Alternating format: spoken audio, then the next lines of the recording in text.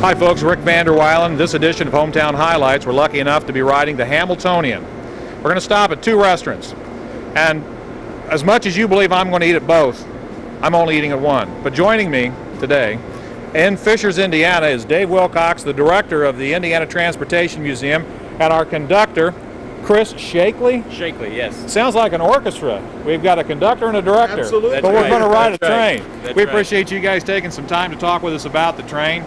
Tell us what we'll be riding today. Well, today the people will be riding in coaches that were built in 1937 for the Santa Fe Scout.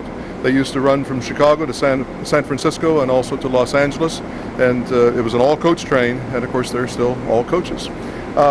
We will be running from Fishers through Noblesville, right down the middle of the street, and then across White River Bridge, and then on up through Cicero, where we'll stop for the Anvil Inn, and then we'll go on to Arcadia, Millersburg, if you don't blink, and Atlanta. Chris, what's our ETA in Atlanta? Well, it takes about 45 minutes to an hour to get up to Atlanta from this point.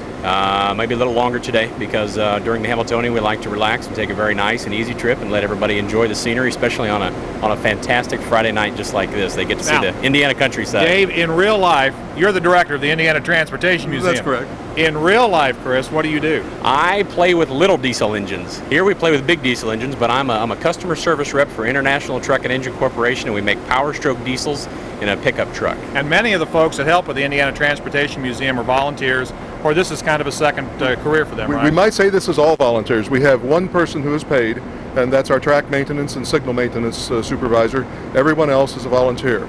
Not all of us are railroaders. For instance, I'm an electrical engineer, worked for Indiana Bell for 32 years, worked for Country Mark Co-op Pipeline. How that ever happened, I don't know, but at any rate, did that for 4.5 years. So at any rate, but we all come together because we like trains and we want to preserve what we have here, which is a very unusual museum, which is an operating museum. And we run these trains just as they were running back in 1930s and 40s, and the speeds are, well, up to 30 miles an hour, which you don't find at most operating museums. How often does a Hamiltonian train run? Hamiltonian is, I believe, David, correct me if I'm wrong, twice a month? Twice a month or once every 2 weeks. For folks to find out, can they contact the Transportation Museum? They can. They can call our listed number, which is 773-6000, and there's an accessible menu system that they can go into And also, we don't want folks to forget the Indiana State Fair, and there's just thousands of people that take advantage of your easy, convenient way to get down there. Thank you very much for the nice plug. That's I use exactly it every year. I know. I rode it the first year to ride a train. I rode it the second year because it is convenient. The interesting thing, going back to the volunteer museum, here we are, a volunteer museum. We are running an 8-car, actually 8 coaches, and then there'll be several other cars on there as well, train between Fishers and the fairgrounds, 10 round trips per day, and for 12 days straight.